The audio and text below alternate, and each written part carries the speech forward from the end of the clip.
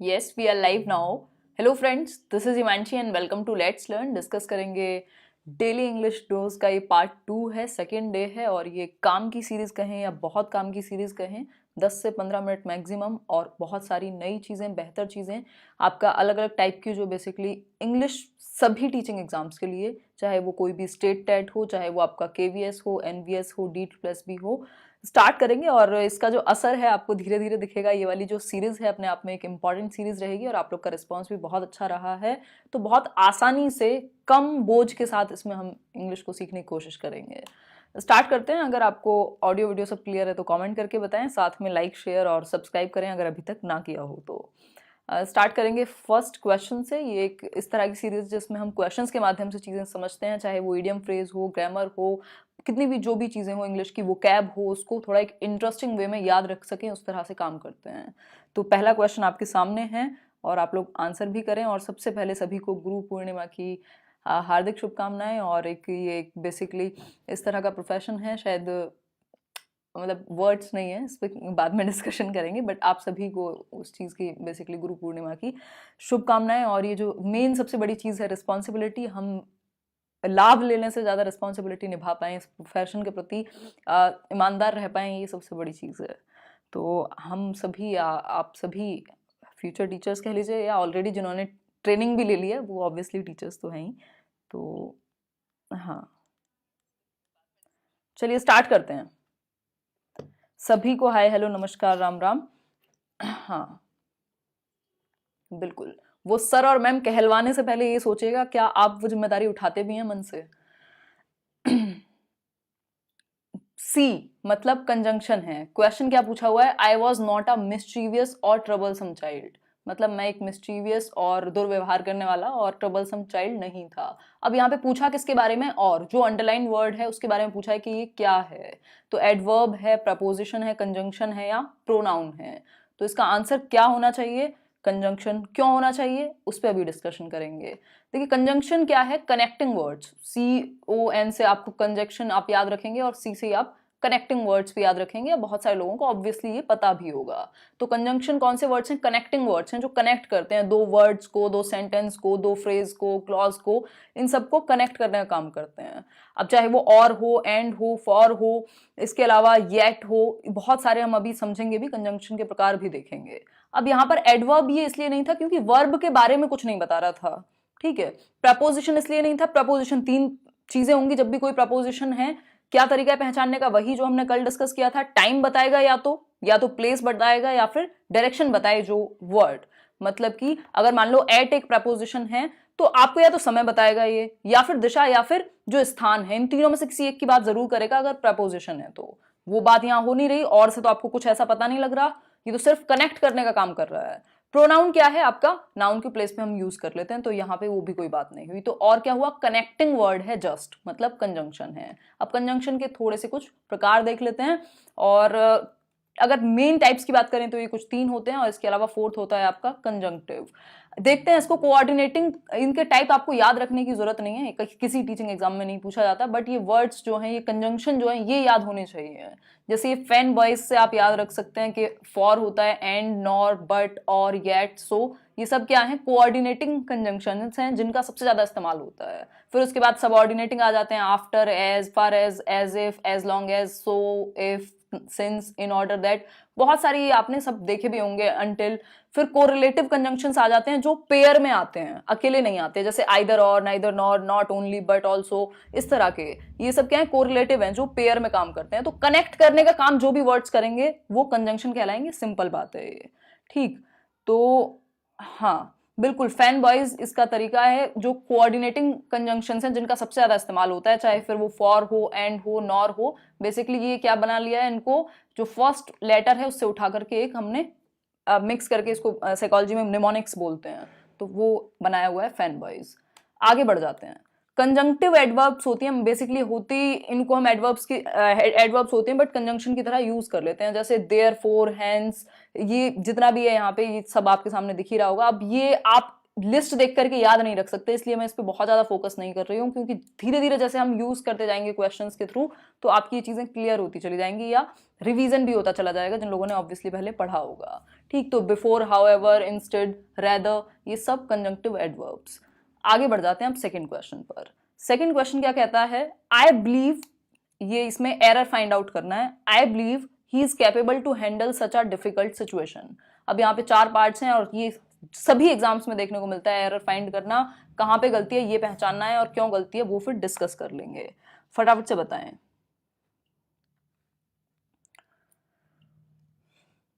हाँ, जब सेंटेंसेस के टाइप में बात होगी तब डिस्कस करेंगे उसको दीपिका। सेंटेंसेस से काफी आजकल क्वेश्चन पूछे जा रहे हैं, कॉम्प्लेक्स, सिंपल, ये वो। हाँ, आंसर करें फिर आगे बढ़ेंगे। सेकंड का बी, चैट थोड़ी स्लो चल रही है। हाँ, बी मतलब बी में क्या प्रॉब्लम है, he is capable to handle. Problem क्या है जरा लिख के भी बताओ थोड़ा सा।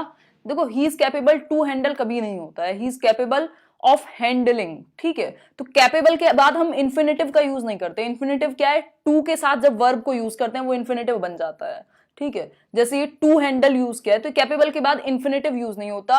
ही is capable of handling such a difficult situation. तो प्रॉब्लम कहां आई, बी में। जो बी पार्ट है वो गड़बड़ है या गलत है ये कहें तो। इन्फिनेटिव का कुछ तरीका देख लेते हैं। जब टू के साथ वर्ब को हम स्टैम्प कर देते हैं, जोड़ देते हैं, तो क्या बन जाता है, इन्फिनेटिव बन जाता है। इसको सब्जेक्ट की तरह भी यूज किया जा सकता है, जैसे टू के साथ वर्ब लगा करके क्या बना दिया, सब्जेक्ट बना दिया, टू फॉरगिव। अब हमने ये ध्यान में रखना है कि ये जो अपना सेंटेंस था कैपेबल के साथ इन्फिनेटिव यूज नहीं होगा। आगे बढ़ेंगे 3 पर। अब आ जाते हैं आज की वोकैब पर। कुछ 2-3 वर्ड वोकैब के रखते हैं जिसके बाकी ऑप्शंस भी हम देखेंगे। अबंडेंट, ये बड़ा एक कॉमन सा वर्ड है जो बहुत बार एग्जाम्स में देखने को मिलता है अलग अलग। अबंडेंट क्या है, अबंडेंट का बेसिकली सिमिलर मीनिंग देखना है आपको, अगर लिखा हुआ नहीं है तो ये आप मान लें। ऑपोजिट फाइंड आउट करना है इसका,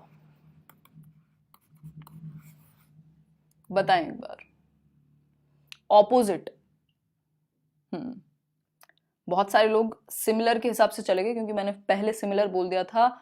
ए नहीं होगा, रिच तो इसका क्या है, एक तरह से क्या हुआ, सिनोनिम हुआ, पर्यायवाची हुआ। सिमिलर मीनिंग नहीं चाहिए, ऑपोजिट ढूंढना है। ऑपोजिट क्या है, स्कार्स होगा, दुर्लभ जिसे कहते हैं। अबंडेंट क्या है, बेसिकली अपने आप में एक एडजेक्टिव है। अबंडेंट, अबंडेंस बेसिकली बहुत ज्यादा प्रचुर मात्रा में कोई चीज, जैसे कई जगह पर पानी क्या है, अबंडेंस में है, जो क्वांटिटी है। कई लोग तो अपनी गाड़ियों को ही नहलाते रहते हैं पाइप खोल के आराम से दिन भर, और राजस्थान जैसी जगह पर पानी पीने को भी कई बार दिक्कत हो जाती है, तो वहां स्कार्स है पानी। और यहाँ अगर हम यूज कर रहे हैं नॉर्मल, जहां पे भी आप रह रहे हैं, वहां क्या है, बेसिकली अबंडेंस में है, मात्रा इतनी है कि लोग बर्बाद भी कर रहे हैं। ठीक है, तो ये स्कार्स इसका उल्टा वर्ड हुआ अगर हम बात करें अबंडेंट के ऑपोजिट की। ठीक, आगे बढ़ेंगे, थोड़ा और देख लेते हैं इसको। मीनिंग क्या है इसका, एग्जिस्टिंग और अवेलेबल इन लार्ज क्वांटिटीज, या प्लेंटीफुल कहते हैं ना जिसको हम एकदम बिल्कुल ज्यादा, एकदम प्रचुर मात्रा में।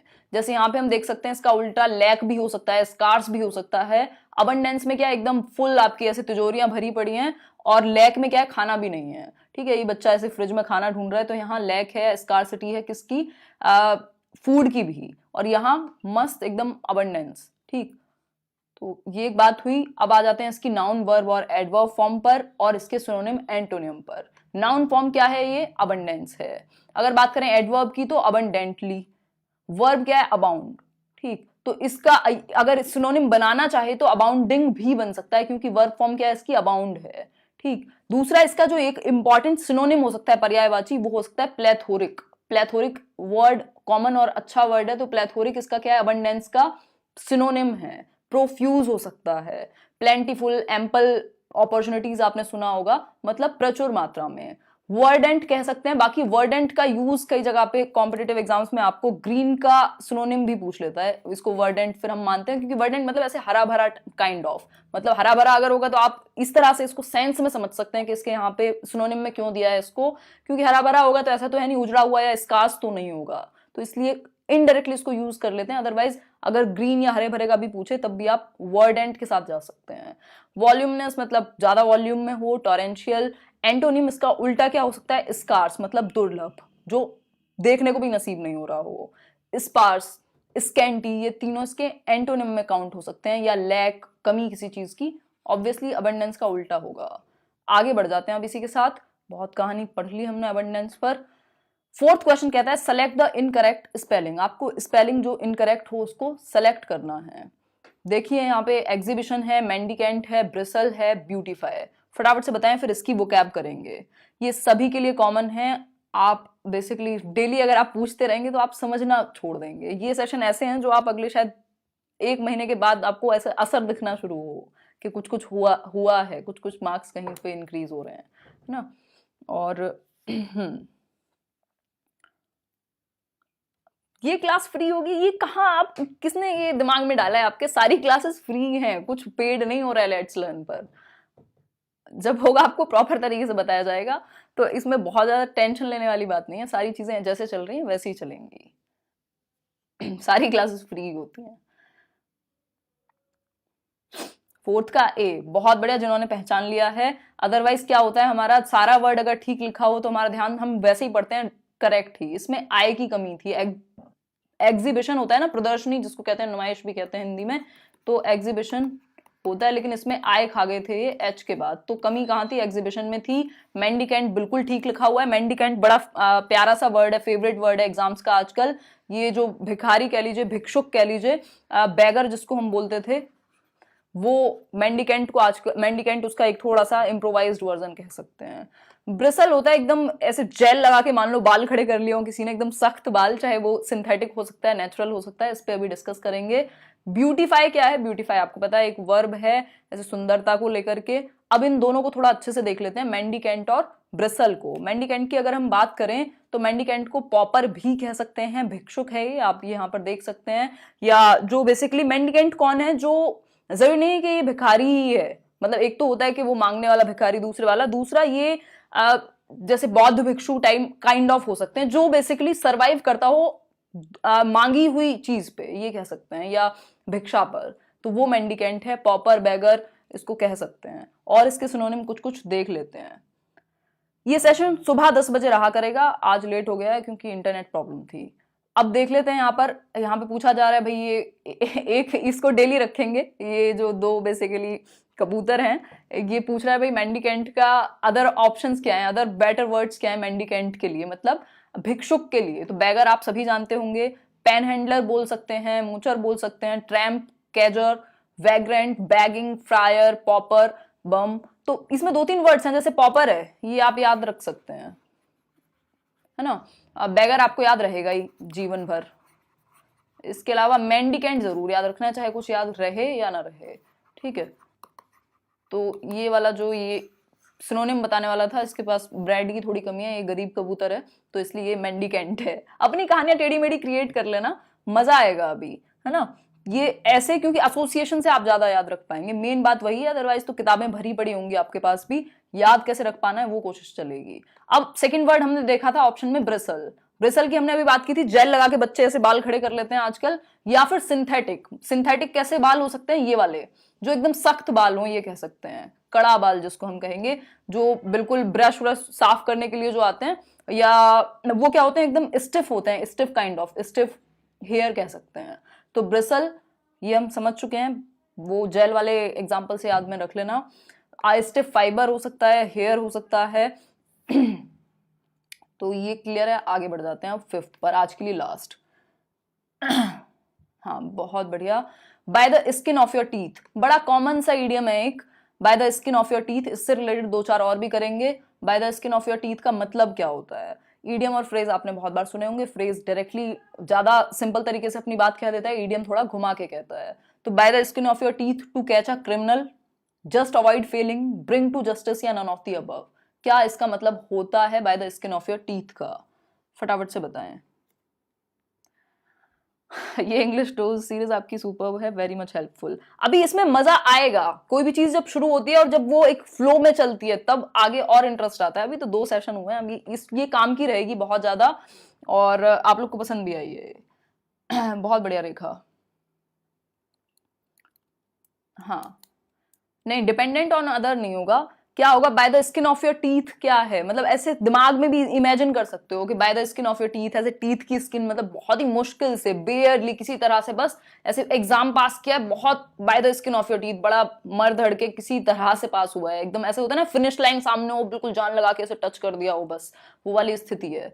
जस्ट अवॉइड फेलिंग, किसी तरह से बच गए फेल होने से, ऐसे 32.9% आ गए, 33% हो गए किसी तरह से, तो जस्ट अवॉइड फेलिंग, ठीक है। अगर यहाँ पे बात करें, इससे रिलेटेड और भी होते हैं, जैसे by the skin of your teeth, या फिर by the skin of one's teeth, जिसका मतलब जस्ट बेयरली, किसी तरह से एग्जाम पास कर लिया। इसके अलावा अगर फेस से रिलेटेड ईडियम की बात करें तो सी आई टू आई, मतलब ऐसे आंखों में आंखें डाल के देखना, वो वाला बॉलीवुड को याद कर लेना, मतलब अग्री हैं आप, है ना। जैसे अब यहाँ पे बहुत वाहियात एग्जाम्पल हो जाएंगे, बट जनरली यही होता है कि मतलब ऐसे आमना सामना किया तो अग्री हुए, ये कह सकते हैं। सी आई टू आई मतलब अग्री। अगर the couple don't see eye to eye on how to train their pets, अब यहाँ पे वो अग्री नहीं है या कपल अग्री नहीं है, मान लो अपने बच्चों को किसी स्कूल में पढ़ाना है इस चीज पर, the couple don't see eye to eye on their children's admission, और ये सब कुछ भी हो सकता है, मतलब अग्री होता है इसका मतलब सी आई टू आई का, डोंट लगा दिया तो नहीं है अग्री।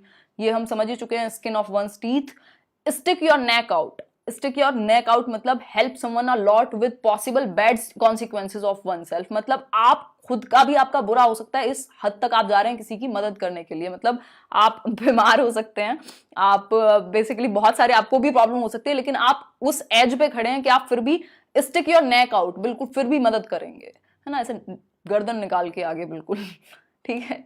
तो एक और इसमें एग्जांपल देख लेते हैं, by the skin of my teeth, ये बहुत बार पूछा जाता है। The test was tough and I just barely passed it, है ना, किसी तरह से पास हुआ है, टफ था टेस्ट, ठीक है। बहुत बढ़िया। चलिए फिर आज के लिए इतना ही था, ये एक छोटा सेशन रहेगा और सुबह में रहेगा 10 बजे, कल से 10 बजे होगा सुबह, और 3 बजे, आज 4 बजे होगा जो टीचिंग एप्टीट्यूड का सेशन है फॉर श्योर, और शाम में मिलेंगे यूपी टेट के लिए, और जल्दी आप लोग का बोर्ड वगैरह पे चीज़ें अरेंज हो जाएंगी, कुछ कुछ काम चल रहा है, हो जाएगा। तो फिर बोर्ड पे पेडागोजी भी पढ़ेंगे, हिंदी इंग्लिश दोनों में, हालांकि शुरू हो जाएगा चैप्टर पेडागोजी वाला, कल से शुरू कर देंगे उसको, हिंदी इंग्लिश दोनों में चलेगा। तो अगर आपको ये सेशन पसंद आया हो और आउट ऑफ 5 जितने ठीक हुए हों कमेंट करके जरूर बताएं, और ये आपसे ऐसे अनुरोध रहेगा कि ये जो सीरीज है इसका या तो आप एक भी सेशन ना देखें या फिर इसको डेली देखें, क्योंकि ये एक दिन से कुछ नहीं होगा इसमें, मतलब ये एक ऐसी सीरीज है जो मैं जनरली कभी भी नहीं बोलती हूँ कि आपका मन करे आप आइए देखिए, बट अगर आप इसे देख रहे हैं तो फिर आप थ्रू आउट देखिए, अगर 100 सेशन होने हैं तो वो पूरे देखिए, क्योंकि उससे क्या होगा, बिल्ड होगी, एक रिदम बनेगा दिमाग में, और सबका अपना एक तरीका होता है पढ़ने और सीखने और सिखाने का, तो उससे फिर आप कनेक्ट कर पाएंगे। तो ये डेली चलेगा 10 बजे, छोटा सेशन होगा 10 से 15 मिनट का चलिए बहुत बढ़िया। हाँ, सेशन का टाइम 4 बजे और फिर 9 बजे आज। रुक जाओ आप और पढ़ा दो, अरे बिल्कुल अब तो चलता रहेगा सेशन, कोई दिक्कत नहीं, टेंशन ना लो हाँ, 3 ठीक थे, कमेंट करके बताना, क्वेश्चंस तो आसान थे, ये सबके लिए यूजफुल है, लेकिन जिनको लग रहा है कि ये लिटरेचर का पार्ट नहीं है, अगर किसी को टीजीटी इंग्लिश में, पीजीटी इंग्लिश में, वहां ये आपको कितना 2 4 5 नंबर में हेल्प कर देगा, तो वो फिर आपको लिटरेचर पढ़ना पड़ेगा, कभी हम डिस्कस करेंगे इन फ्यूचर, अभी उतना समय नहीं है कि मतलब टीजीटी के लिए obviously I can handle, but अभी नहीं कर सकते उसको, तो टीजीटी इंग्लिश के लिए भैया आप फिर कहीं और से प्रिपरेशन कीजिए, या जो भी है मतलब बुक्स वगैरह से कीजिए, जो भी कर रहे हैं जैसे भी, बट अभी ये कॉमन सभी एग्जाम्स के लिए है ना। लिटरेचर वाला पार्ट इन फ्यूचर कभी देखेंगे। बहुत बढ़िया, चलिए बहुत बढ़िया, आपको ये सेशन पसंद आ रहा है, और क्या चाहिए कोई बात नहीं, अगर एग्जाम में एक साथ देख लेना बैठ के पार्ट्स में, कोई दिक्कत नहीं है ऐसी, ये कहाँ जा रही है, वीडियोस तो रिकॉर्ड हो ही जाती हैं, ऑनलाइन का फायदा ही ये है। चलिए बाय बाय, टेक केयर, शाम में मिलते हो, take care, all the very best, good night नहीं हैव अ नाइस डे।